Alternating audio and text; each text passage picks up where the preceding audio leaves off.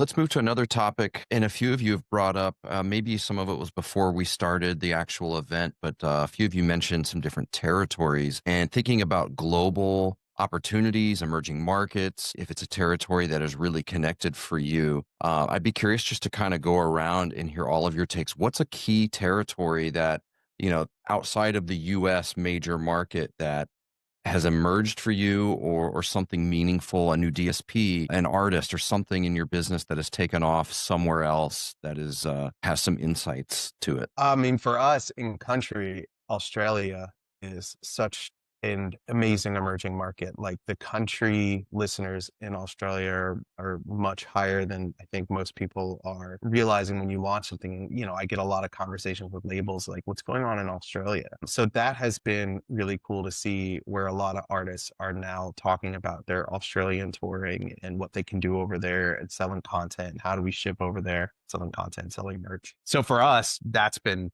interesting to see. Yeah, I wouldn't have expected that. Yeah. They're a You know, I bunch think of rednecks down there, I think, at their heart. I was just there. I saw quite a bit of it. Yeah. It's interesting. They want to go out and fish and like mud bog and like they're as more southern than I am, I think. Well, There's a that's lot of not hard kindred to do, spirit. Justin. Yeah. This sure. Australia has long been like a trigger country for country music. When I was a country music publisher, we paid really close attention to the U.S., Canada, and Australia first. Germany and the UK coming shortly behind that. I think I think trigger cities are real, and I think that especially if you're leveraging digital ads, et cetera, focusing on those does yield good results, especially if you're chasing, finding new fan bases, et cetera.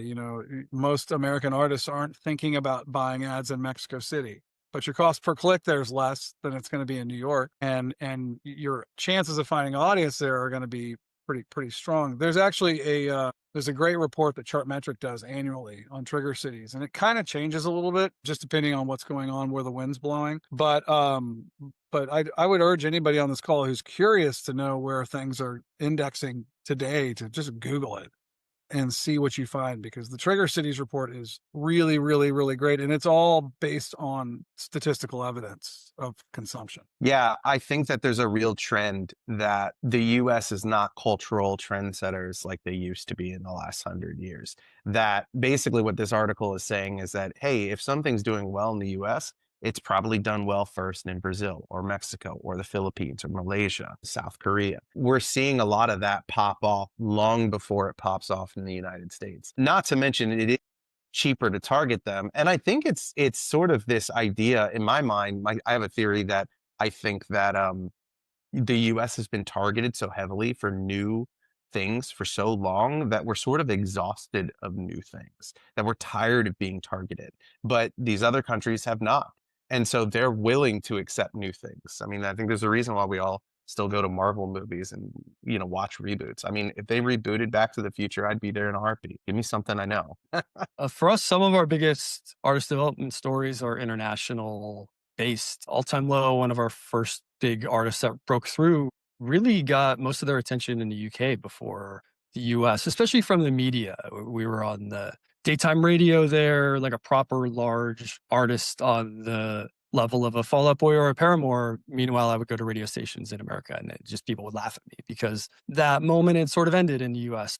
In the UK and Europe and Australia, it was still happening for another few years. And Ultimo was really there to step into it and became an arena act in many of those areas, lifted Hopeless, the label, up itself above many of our larger peers at the time because we were the only people doing business over there. And it largely came out of trying to find fans. So if you're working in a niche, I think international is really good for you because if you take something like punk rock or pop punk or anything emo, anything like that, there's a little community of those kids all over the world. There's a community in Brazil, there's a community in Mexico. You don't even have to advertise to them. You can, and it would help, but just talk to them. There are little radio shows in those markets that aren't going to change the game for you, but they'll make you a little part of that community.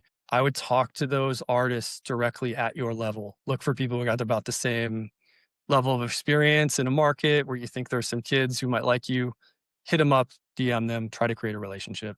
Don't hit up giant artists. Find artists at your level who want to grow with you. For us, Neck Deep, who's really our biggest current artist, It's a pop punk band from the UK playing a very American style of music. This goes back about 15 years now, but they really were the only band like that in the UK. And it wasn't until we brought them to America and took a bit of a risk as a label, which is something a label can and will do for you if you have a good label, that created a narrative and a fan base that then we were able to sell back to the UK, and it created a whole thing. And from there, a career started to really develop. And lately, we've had a giant boost in that band's career in Southeast Asia from some viral hits that just took off due to, the culture cutting through. The band got big enough at the right time, and we've used that two viral trends in Southeast Asia to then expand that back to other markets. That band's now become a truly global band that can do maybe 5,000 tickets in just about any city in the world, which I don't think many artists can say, but that was earned over 15 years of being active in these markets, and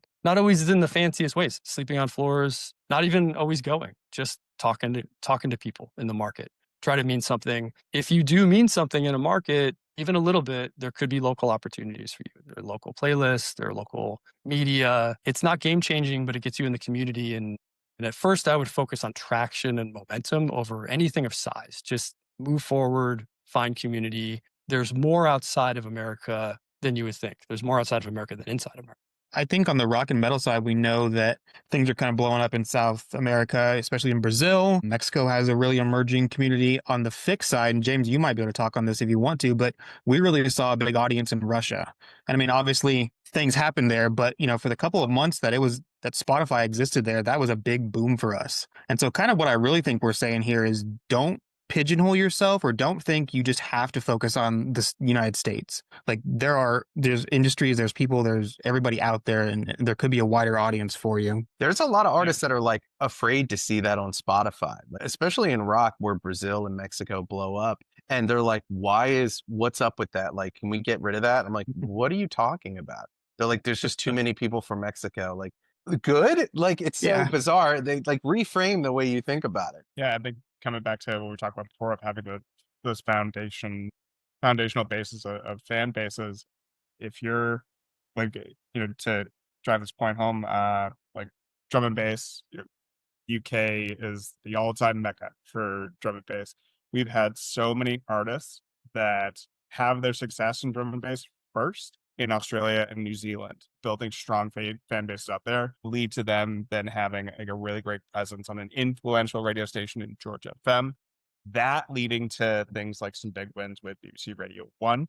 It's all those types of things that then come back to, the real target that they have, real target of trying to crack into the UK comes from building out like a real case, like proof case in these other smaller markets. Yeah, I'll share, I think, what something Curtis was alluding to there. We had a huge audience in Russia.